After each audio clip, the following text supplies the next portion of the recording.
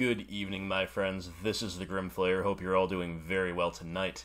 We are back to playing some good old Golgari, some Dark Confidant Golgari to be precise, although our friend Bobby is not in our opening hand. Before we get into the gameplay, thank you to everybody who so far has graced me with your feedback on my most recent video, which is the channel update. Watch this and vote, or something like that, where we talk about, how the channel will be structured and shaped moving forward. So thanks for all of the really thoughtful feedback. Definitely taking it all on board. I'm obviously going to, let the feedback flow in here and on other avenues for the next little while, and do some thinking about what to do. For now, it looks like the majority of people seem to be in favor of a sideboarding video series, which is kind of interesting. But there are also some really interesting arguments that have been leveled, not necessarily against that, but perhaps explaining the downsides of that and explaining some of the upsides of having everything in one video, so you're not clicking elsewhere in the middle of a video if you want to get the sideboard stuff then and there. So that's still the big question, but we're going to be making some moves on Patreon tiers soon and all this good stuff. So just for this game, I think I'm going to do a quick flyby in the interest of time, and since we haven't finalized anything yet. So we'll just briefly talk about how to sideboard here in video without going too in-depth. Now, we have won the die roll. We've got a pretty solid game one hand. I say pretty solid because we have 3 cards that are pretty mana intensive. One that we need to hit that third land to even cast. Another one that needs that and then some to be good. And then our 2-drop is pretty mana hungry. That said, turn 1 Inquisition on the play is great. Abrupt Decay is very good in the opening hand in most matches, and we can indeed run out the Ooze. And we've got double green mana here. Even if we get stuck on lands, we might be able to put something together with what we've got. So this is a for sure keep. And our opponent will also be happy with their 7. So let's see what they are up to. Okay, this is a BGX mirror. This is Abzan Midrange, but it is the Abzan Traverse build to be exact. So very briefly, here's what I know about the Abzan Traverse deck. It plays fewer lands than most BGX decks, because they play some Traverse the Uvenwald. Uvenwald? Should probably be Uvenwald, right? So they play some Traverse. I won't pronounce everything in German. I'm not capable. So they play some Traverse, which allows them to kind of, go get lands when they need to, but of course the real power of this card lies in Delirium. And they are a deck that tries to get Delirium online really consistently and really early to make the Traverse into a tutor for any creature card, which is obviously very good. They play Grimflayers, they play Lingering Souls, and they play all of the normal BGX stuff for the most part, like Discard, like Goyf, like Liliana.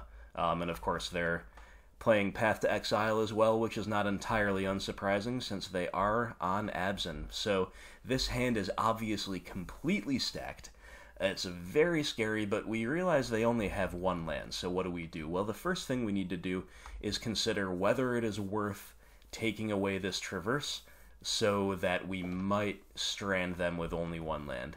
So let's game out what happens if we do that. They're going to turn 1 Inquisition us. They're going to take away one of our threats here. One of our well, not necessarily. It really depends on what they draw, I guess. But regardless, unless we top deck another discard spell, they're going to go Inquisition into Thoughtseize, and if they keep hitting land drops, into Liliana. So they're going to take away our 2 highest impact cards, and then they're going to Lily us. If, of course, they hit the land drops. So what do? I don't think we care about the Tarmogoyf because we have some good outs to that. I don't think we care about the Path to Exile yet because the first path is usually good for us. If we're looking to the long game, Liliana's not that bad of a take, but I don't think we can justify taking her when they only have 1 land and she's their highest cost card. So it's got to be either Traverse or Inquisition being the less painful of the two discard spells. I think you could argue for either. I went with Inquisition. I like protecting my resources here, and, you know, I don't really like leaning on hoping they just don't hit lands, which is, and look, they got a land right off the top, right? So, pretty happy with that decision. They're gonna Thoughtseize us back, sure, and there goes our Liliana. Alright, that makes sense. We draw Tarmogoyf, okay, well. Definitely not a bad draw, and I'm just gonna run that out. Ooze is interesting because it is... You know, okay, let's take a minute to talk about that decision, actually. So, if they decide to remove the Tarmogoyf, somehow, whether it be Path to Exile, whether they draw something else, then my Scavenging Ooze gets better, because my Ooze can come down next turn, or maybe later on, start gobbling up the Tarmogoyf, start maybe trying to keep them off of Delirium. If they don't deal with the Tarmogoyf, then the Tarmogoyf is going to be our quickest clock. So I think it is both more expendable and our higher value threat in a weird way. Finally, if they do play out their own Tarmogoyf, we can just decay it and get in for with a 4/5. I think that would be. So yeah, I think that's the line, and our opponent has the land that we knew about, and they're gonna traverse to go get a basic. Okay, so they do have the third land in hand, and we draw a Kalitas, which is a very good one in the matchup, but, you know, we kept a good solid 2-lander. They kept a risky 1-lander, but they've got more lands than we do now. Isn't that always how it goes? Alright, we're getting in with our Tarmogoyf, and it looks like they are going to path it, which is just fine with us. So, sure. We now have double black. And here we're going to pass. We could run out the Skoos, but that just runs it into the Liliana. That's not very good. I would rather them play out the Liliana, tick up for a symmetrical discard effect, so we basically get to trade 2 for 2 here. They lose a card, we lose a card, then we trade our decay for Liliana. Definitely better than running out the Ooze when we don't have a manland to finish off the Lily. So Kalitas, as good as he is, it's just the one card that's not castable, and even if we do hit a 4th land, I think there's a very strong argument that Tracker into land is better in this match, in this situation, than Kalitas would be. Feels bad, though, to pitch it, for sure, feels bad, but I don't think we can pitch... We certainly can't pitch Abrupt Decay, because we need it to deal with Lily. Don't think we can pitch either of the other two for something we might not be able to cast. Alright, there's a Tarmogoyf. I mean, it's a good draw, but really Tracker into land there would have been ideal if we had a land off the top. That's what we wanted, but the Ooze is ready, and they've got a Tarmogoyf, sure. Yeah, they already played that Traverse, so they've got 2 unknowns in hand. Alright, end step. I think as much as we want to attack their graveyard, we've just got to grow the Ooze at least a little bit. Then we'll see what we draw. Alright, Maelstrom Pulse. Yep, I'm not mad about that. That's a heck of a draw. Heck of a draw. Clears away the Goyf. Lets us get in for 3. So they're down to 12. That the Traverse Abzan deck, because they play so few lands relative to the standard BGX, and because they're a 3-color deck, they often take a whole lot of damage from their lands. So they're already down to 12. Alright, they found another Tarmogoyf. This is pretty good for them. And we have a swamp. Alright, well, as much as we wish this was, of course, a fetch land would be ideal, but maybe, you know, even a basic forest would be better here because we get to hold up a Skoos activation. This is a BGX mirror. We are interested in card advantage in any form we can get it. So we'll go ahead and play Tracker into Swamp. And here we just have to pass. That's fine. You know, the Goyf is going to wall us off. Alright, they've got a Fatal Push for the Ooze. And they've got a Traverse, and they are well and truly delirious now. So, Siege Rhino they go get. Oh boy, okay. That's a good one in the mid-range mirror, that is for sure. So, yep, Tarmogoyf gets in for 5. Ooh, but they don't have a 4th land, so that was a very bold decision to get the Siege Rhino. Now, if they have a 4th land, it's going to be a big bomb, that is for sure. But yeah, that's a little tough. Now, here's the other thing. They only have 1 green source, right? So Traverse, of course, takes green to cast. I don't really know what they have in the deck, as that's a tutor target for Traverse that doesn't need green. I mean, maybe there's something, but maybe they just couldn't cast anything that turn regardless. All right, Liliana the Veil's a great draw. It's been a little bit awkward here. We haven't really been able to have 2 spell turns, or... Oh, hold up. Clicking too fast.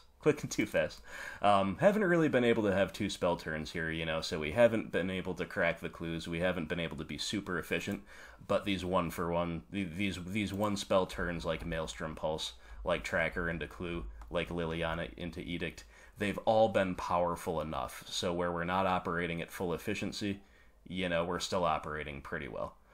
So they're going to lead off on the Inquisition, which means they didn't find a 4th land for the Rhino. We, of course, Edict away the Tarmogoyf, then get in for 3. So it's back to them. They'll Inquisition. They take our Goyf. That hurts.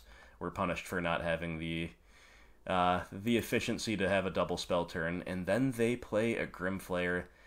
Man, you know, that's an alright one, but they've got that Rhino that they tutored stuck in hand. And, of course, land off the top was just perfect, because now we get to empty our hand, make a clue, tick the Lily up, get rid of that Rhino. And now we get to go a-digging with our clues and grow this Tireless Tracker to the point where it can rumble with the Grimflayer. Alright, Blooming Marsh. I still think I'm supposed to main phase these clues so I can, you know, maybe find a Fatal Push. We find a Confidant. Alright, that's not that bad.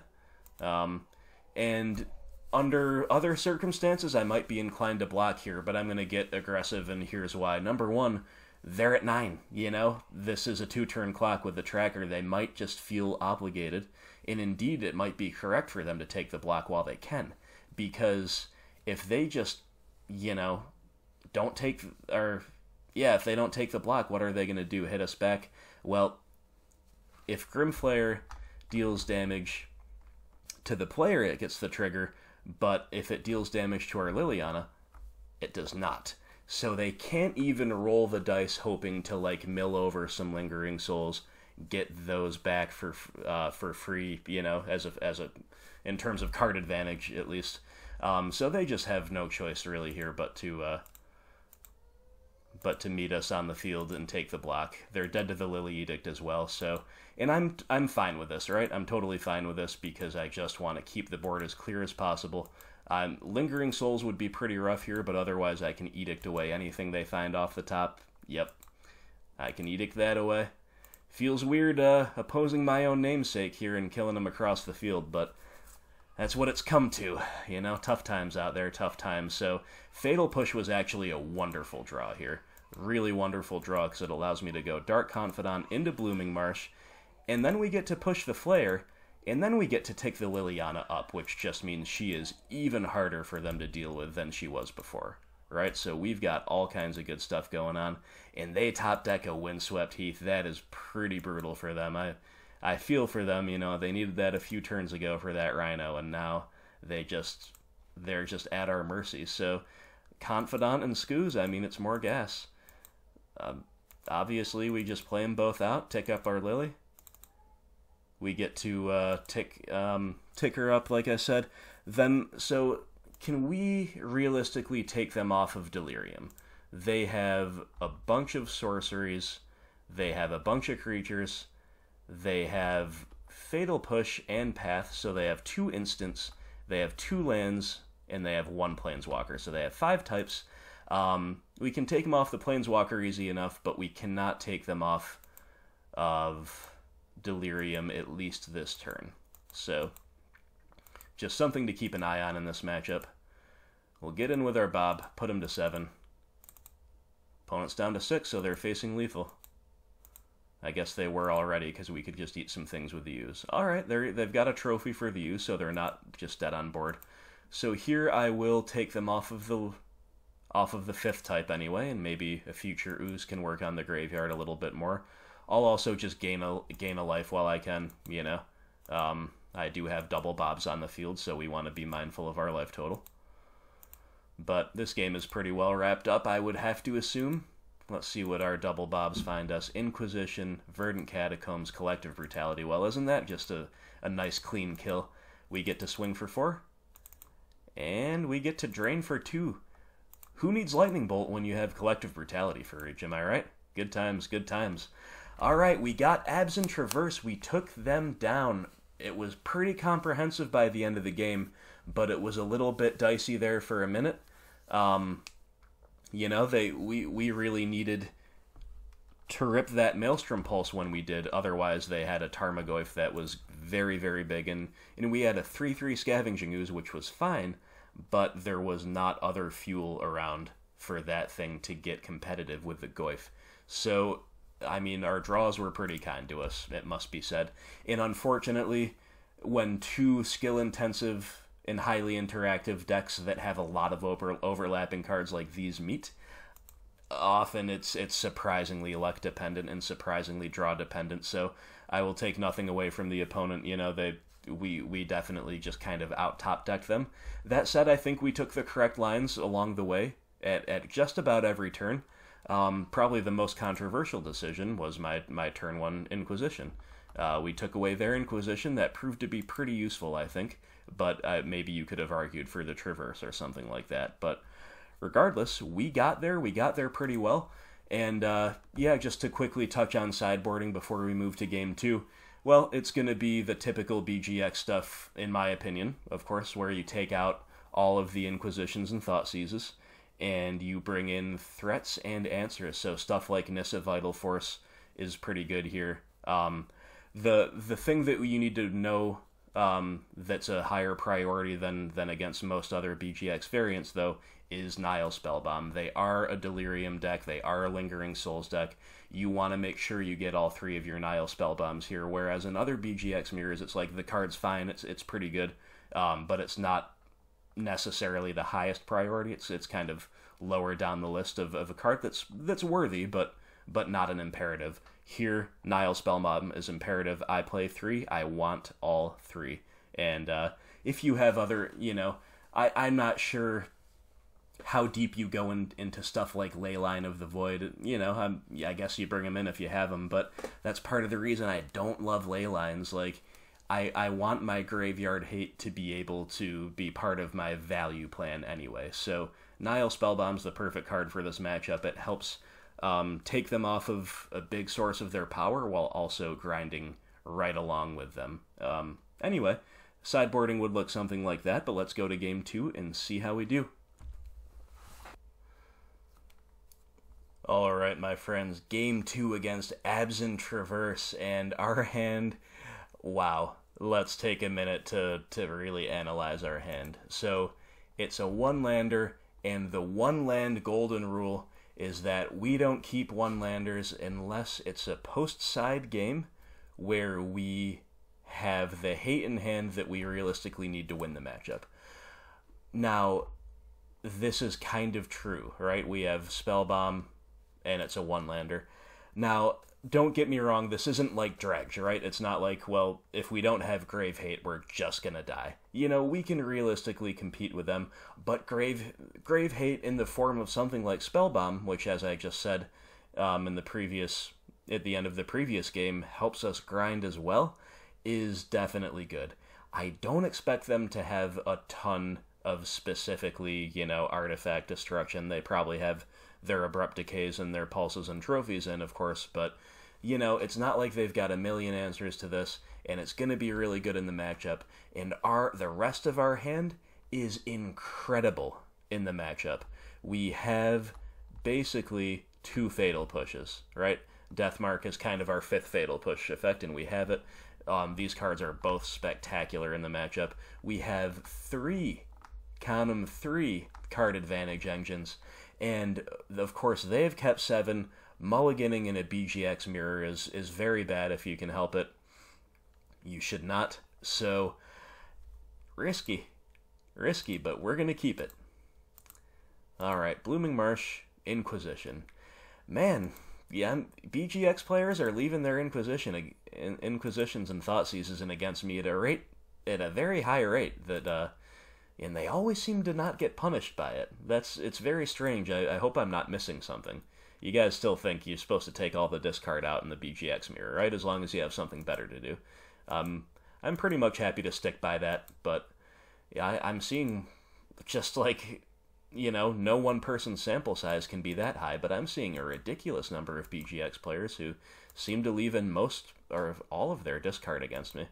Anyway, we draw Engineered Explosives, which is yet another powerful card, but not a land. Not a land. And look at this, the discard is just flying over there. What are they going to take now? Okay, they take the EE, so they're clearly planning on the long game here, taking away some of our most efficient and effective pieces of spot removal. Alright, and we draw a Verdant Catacombs, so we're not entirely punished for our greedy keep. Granted, we still need to probably hit 2 more lands in the next couple turns to make it really good. But for now, playing, getting the second land, I'll take it. I will take it. This is kind of the bare minimum we needed to stay level with them in this matchup. They don't have removal on the end step for Bob, but they could have Liliana. They could have Abrupt Decay. Looks like they have a Tarmogoyf, okay. And they are only on 2 lands. Alright. Alright, Dark Confidant living is huge. We are going to flip over a Kitchen Finks and a Swamp. Well, I don't mind that at all. We cannot quite cast the Finks yet, but that is alright because I think it's better to just push, play another Bob, and get in for 2. Pretty ideal, if I do say so myself. Now, of course, we don't want to overextend too far in a matchup like this, which can potentially make double Bobs a little bit awkward, right? Because if they play just like one gigantic creature, for example, this 5/6 Tarmogoyf that we just pushed,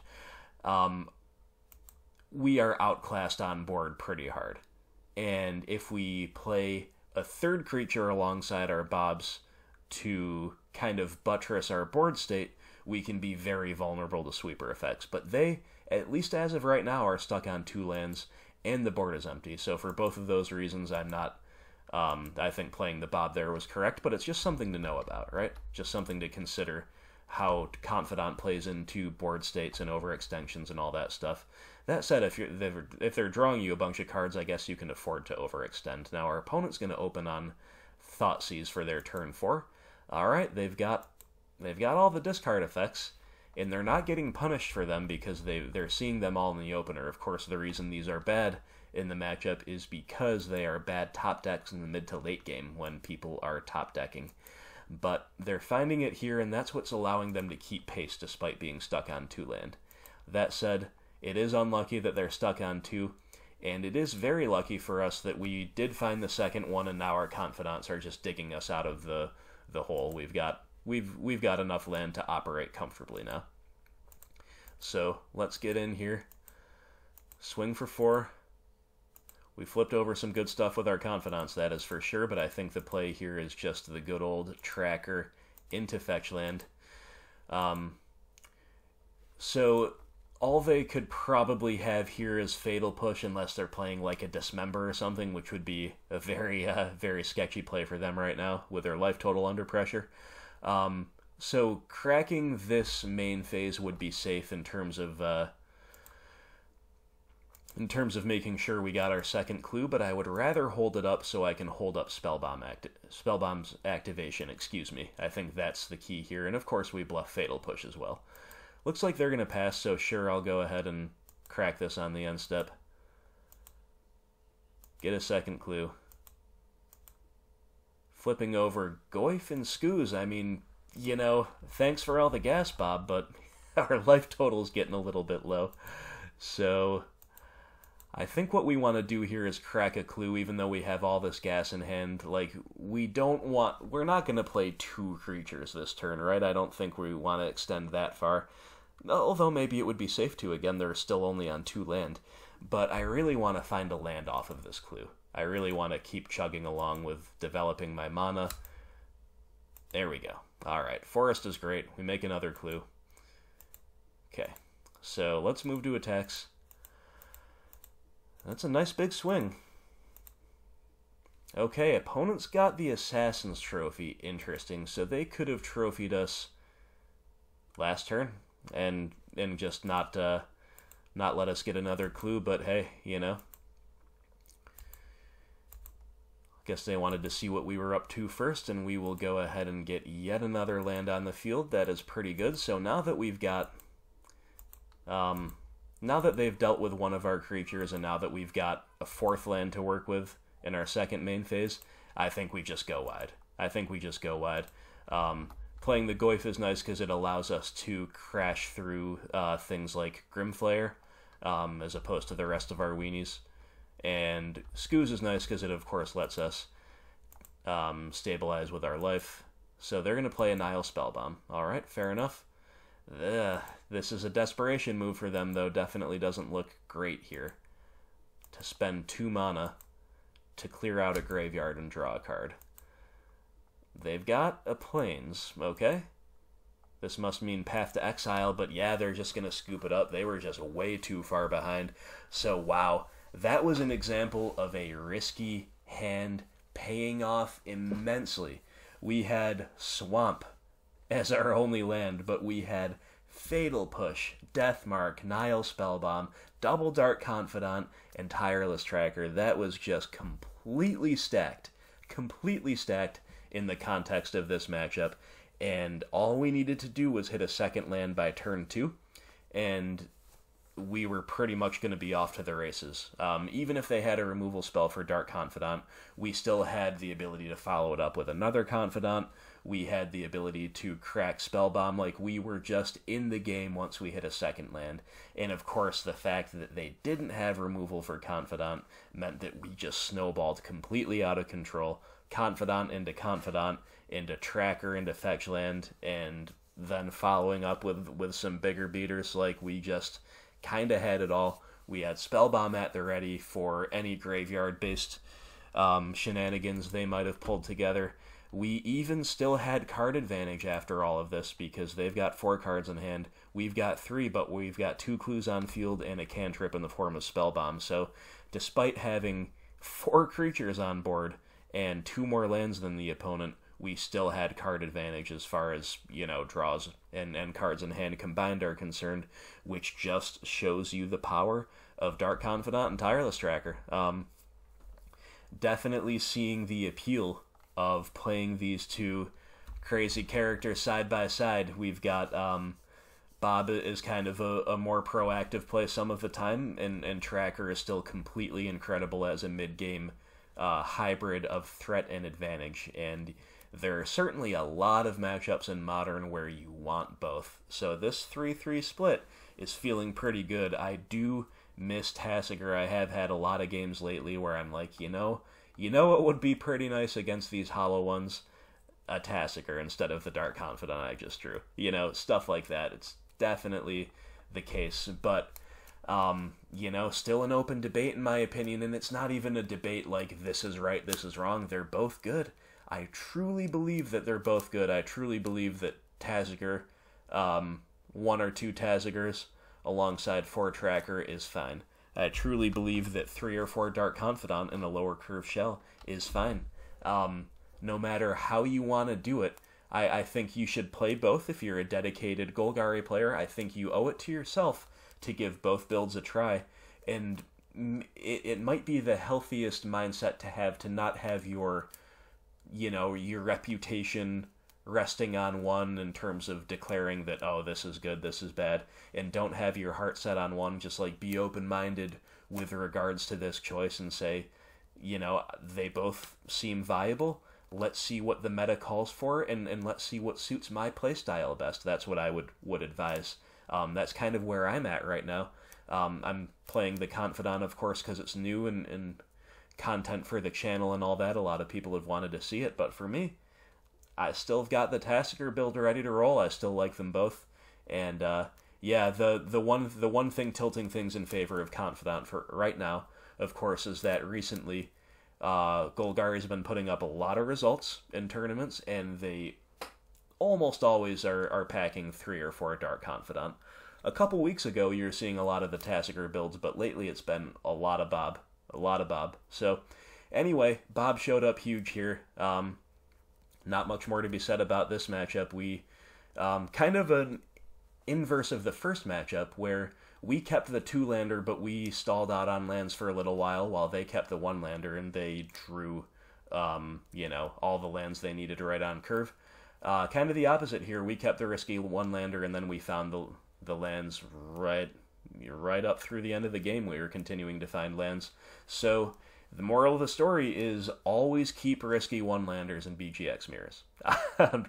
Obviously, just kidding. The moral of the story is that card advantage is OP, and we showed that here. You need to be proactive, you need to interact, you need to clock, but we had that all in the card advantage. The card advantage was just too much to overcome. So, yeah, good games, well played to the opponent. We never really saw them do their thing, which is probably kind of like how our ideal curve in a lot of matchups is discard into Goyf into Lily. Theirs might be discard into Grimflayer, into attacking, milling over Lingering Souls, and then playing, discard plus Souls, or playing their Lily with just some free value in the graveyard, stuff like that. And yeah, it's a fine deck.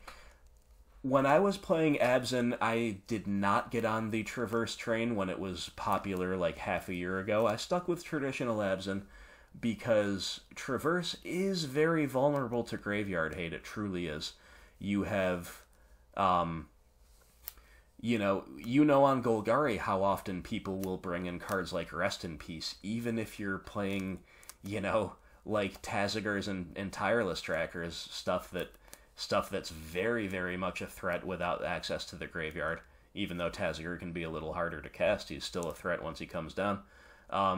So how often people will bring in graveyard hate, even if they only really know that Tarmogoyf and Scavenging Ooze are around. So you can imagine how much worse that gets when you have those things, plus Grimflayer, plus Lingering Souls, plus Traverse the Uvenwald. It's just like a deck that falls apart pretty hard to graveyard hate. At least a lot more so than the average BGX deck does, without being as fast and linear and as consistent in terms of kind of going off with its graveyard value as other all-in graveyard decks. So that's why it never quite appealed to me, but it's still a really cool deck. It's still powerful. It's still BGX, right? It's still good old-fashioned BGX, fair magic. So it's still one of the good guys, but I never really caught on to that trend myself. But hey, yeah, different strokes and all that. So anyway, good times. Definitely happy to win the BGX mirrors. We had the luck of the draw, and we took the right lines, and that's about all it comes down to. So as always, everybody, thank you so much for watching. I hope you enjoyed this match. And yeah, stay tuned to the channel. More gameplay, as always, to come. I hope you have a great night, and I will talk to you soon.